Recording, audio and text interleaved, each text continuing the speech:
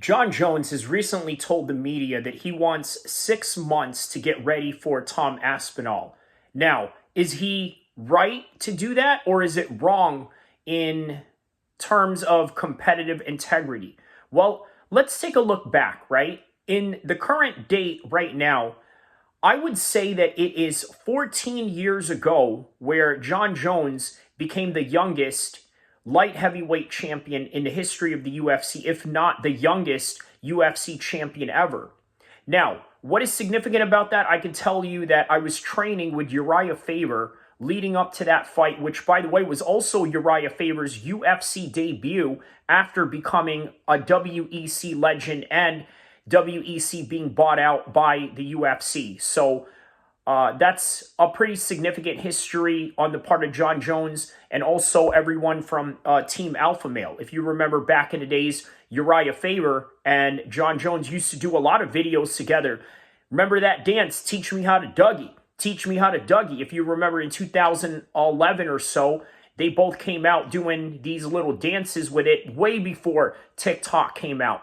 Well, now here we are in 2025 where TikTok and short clips rule the world. On top of that, now you have a different Jon Jones in a different trajectory, still a champion, but a champion in a different weight class, having to deal with this new generation of athletes, in particular, somebody like Tom Aspinall.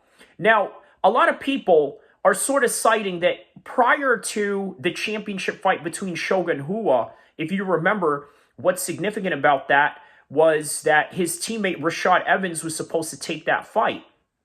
Now, given the fact that Rashad Evans was not able to show up for that fight, Jon Jones was the replacement just 1 month coming from beating Ryan Bader, which, by the way, was a number one contender fight. Not really.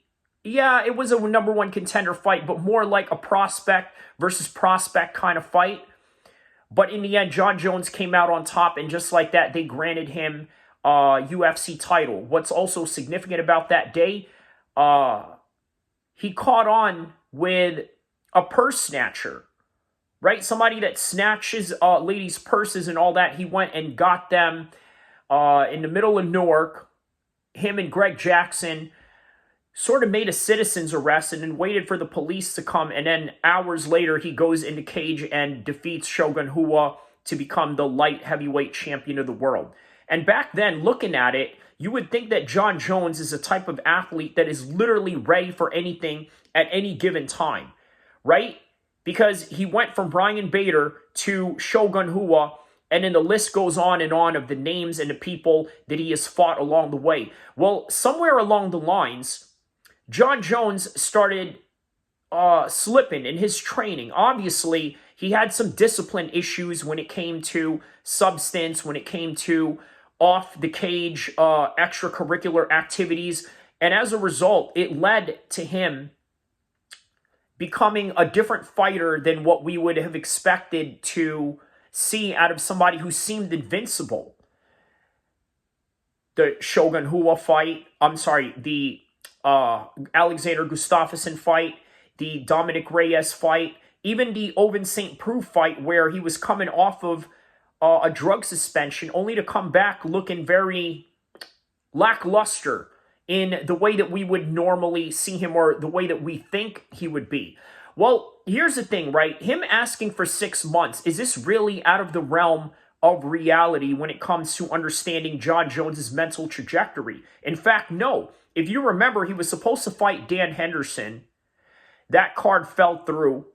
Chael Sonnen was ready to come in there and replace the teammate of Dan Henderson, which is Chael Sonnen, very similar to Rashad Evans being replaced by Jon Jones, which, by the way, they later on broke off, stopped being teammates, and then that's where Rashad Evans sort of built the Black Zillion team. Well, nonetheless, this is Jon Jones's trajectory. He said no to that fight against Chael Sonnen. You want to know why? Because he wanted preparation. And what happened when he met preparation with Chael Sonnen at the right place at the right time? He took him out in the first round. What happened with Cyril Gane when he took off all these times, and you can argue perhaps there were contract negotiations along the way that sort of contributed to that. you got to think to yourself, uh, he wanted to wait, build up some muscles for heavyweight, and then what had happened in his first heavyweight fight against Cyril Gane? First round submission, made it look very easy. So Tom Aspinall, here comes this guy who is well-rounded, very fast at heavyweight, very dangerous as a heavyweight, and somebody that is an extremely formidable opponent for Jon Jones. He decided to take this protective measure in order to help him prepare even more so than what we would have imagined him to be originally, right? Look, obviously, there's a level of insecurities there, and rightfully so. Even though he may try to play it off as to say, well, I'm not scared of this and that, he may very well not be. But he's also not an idiot. And as a result of that, there is a reason why he is taking his time into wanting to either stall out or just have the best preparation possible, which, by the way, is sort of within his historical repertoire. This is what he did. He canceled an entire event with Jon Jones and Dan Henderson, and as a replacement of Chael Sonnen, only to fight Chael Sonnen later down the road.